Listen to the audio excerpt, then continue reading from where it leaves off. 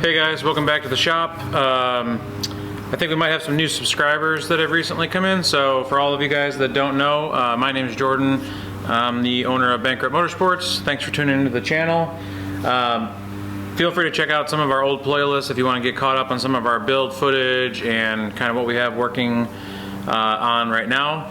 I'm sure you guys saw, I posted last week's video and then I mentioned getting some feedback about whether we should continue posting videos or not, and I got some really good insights, so I appreciate everybody that actually took the time to reach out and comment on what they like seeing, what they don't like seeing, what you guys like more of. So the split between like build footage and race footage was almost 50-50, slightly more build footage. So what I think we'll do is we'll continue doing both, and we'll just try to mix it up, and then we'll have playlists. So I already have a playlist for the Forester build. I've got a playlist for Acadia, which is our current rally car. I have a playlist for the new rally car that we're building, and you guys probably just saw as well that we're starting to release footage of the Subaru swap Porsche build that Blake's doing.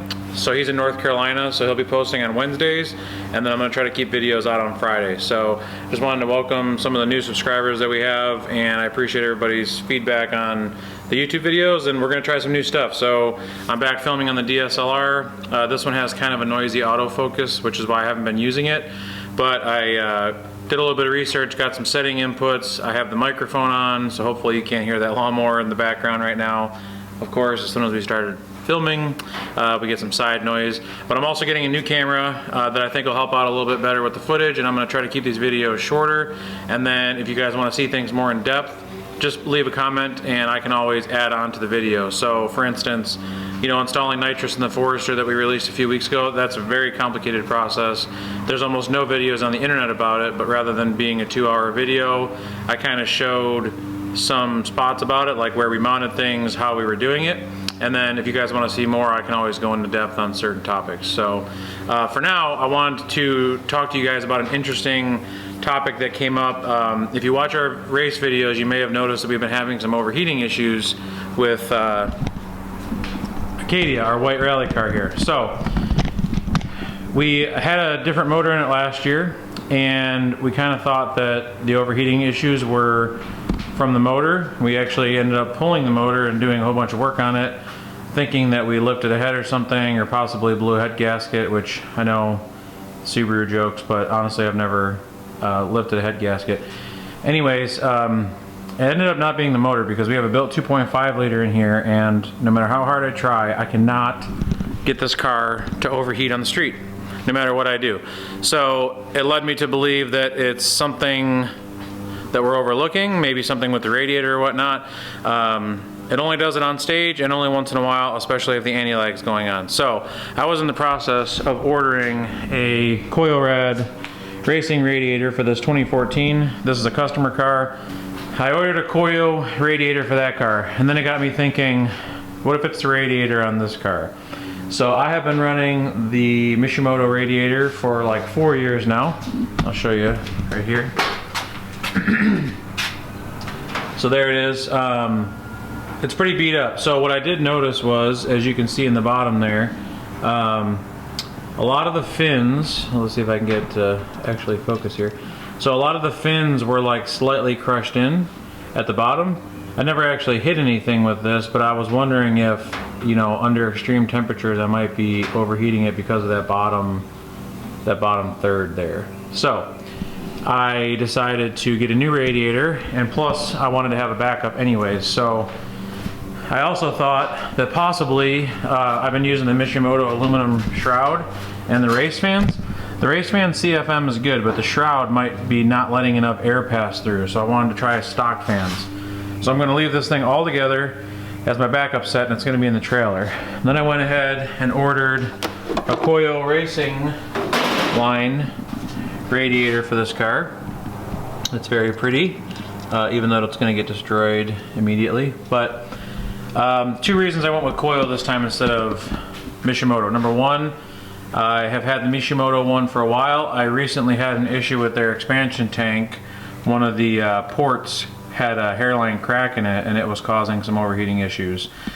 So I kind of wanted to rule out that it's an issue with the radiator as well. Even though I haven't had any issues before and I do like working with Mishimoto, I thought, okay, Coil has a racing radiator line, let's try that. Reason number 2, the racing line is somehow even slimmer than the Mishimoto one. And with wanting to try stock fans out on a swap GC, obviously that's a turbo 2.5 liter, there's usually clearance issues with the fans and the timing cover. Now I built this front end for this car and it is forward some, so I do have more room, but to be sure the thinner radiator would make it so that I knew I would have enough room for the stock fans.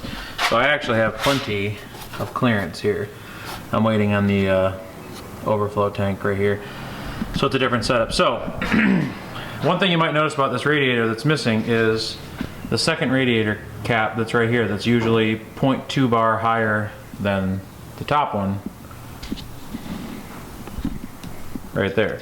So interestingly enough, about a week ago or maybe a few days ago, Flatirons Tuning, which is a big motorsports company out in Colorado, put out a video because they have been having overheating issues with their Pikes Peak car, and they have been doing some testing. So they decided that they were going to remove their radiator cap because through some discussions they realized that there's 2 different types of radiator caps, which is not common knowledge, and that's what I want to tell you guys. There are one-way and two-way radiator caps. So when you have 2 radiator caps on Subarus, which is not really typical for most cars, the one on the radiator is supposed to be a higher pressure cap, and it's also supposed to be a one-way. The one that goes on the expansion tank is supposed to be 0.2 bar lower than this one, and this is a two-way cap. So Flatiron said that when they went through looking at their aftermarket radiator caps, almost all of them were two-way. What got me thinking about that was when this car came in, it had a radiator with a Mishimoto cap on it, which was also a two-way cap. So it had a two-way on the bottom on the radiator and a two-way on the top. So this is a street-driven car, so they probably didn't have any issues, but in motorsports or extreme applications, it is possible that that is causing the other issue. So on Flatirons, what they did was they just got rid of the radiator cap and they ended up doing some welding. I can't weld aluminum here, so my solution, and also for simplicity's sake, was to get a radiator from a 2002 WRX. So initially when we swapped this car, if you guys look back at our old playlist, all the internals from this car were from a 2002 WRX. So my first radiator did not have the second cap right here. So when I ordered this radiator, rather than ordering like a 03 to 05, I just thought, well, I'm just gonna get the one without the cap, and that way it's perfectly smooth. I don't have to worry about welding it or plugging it in a spot for a crack, and then I have the OEM quality radiator cap up there. So I'm gonna try this. At the end of the month, I have a rally in Kentucky, and then 2 weeks later we have a rally in Bristol. So I'm thinking that that's going to be a good torture test to see if this theory is correct. Now, I do have some other options with this. I can increase the pressure of this cap. I can get a lower temperature thermostat, which would allow coolant to activate sooner, but I kind of want to set this up as stock as possible. So I want to try the stock fans, and I want to try no secondary radiator cap with the proper bar OEM Subaru cap on top. Now this car, being that it's a street car, I just ordered a factory coil replacement, and it has the one-way Subaru cap at the bottom and the two-way up at the top. So I'm not sure if any of you guys are having intermittent heating issues, especially you guys that are track days. Probably not drag because it's probably not enough time. But if you're a track car, autocross, rallycross, and you're having mild overheating issues, or at least it's getting warmer than you think it should be, it might be worth a shot. So stay tuned. At the end of the month, I'm going to let you guys know how it went and if the car got warm. I might do some testing on the street, but like I said, I haven't really been able to replicate that. So hopefully this solves our solution, and it's kind of ironic that I was dealing with the same issue at the same time that Flatirons put out their video.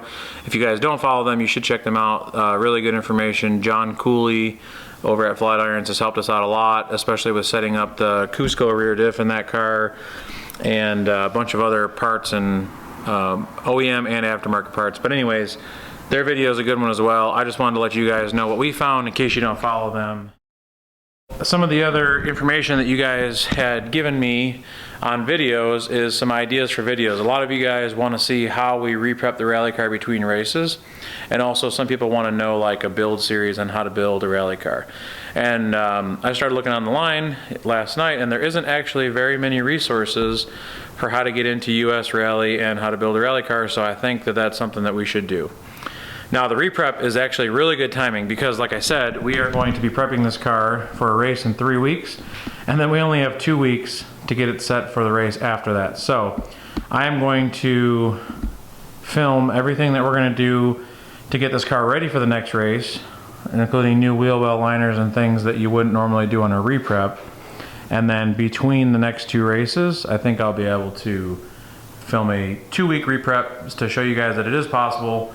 It doesn't take that long, but there are some things that you shouldn't overlook so that you have success in rallying. And part of being successful is actually finishing the race, and it starts here in the garage with prep. So that's going to wrap it up for today's episode. I'm going to try to keep the episode shorter, and sorry about the amount of talking in this one.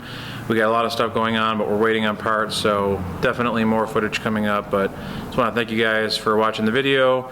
Like, comment, subscribe. Also let us know what else you guys would be interested in seeing for some upcoming videos. Thanks.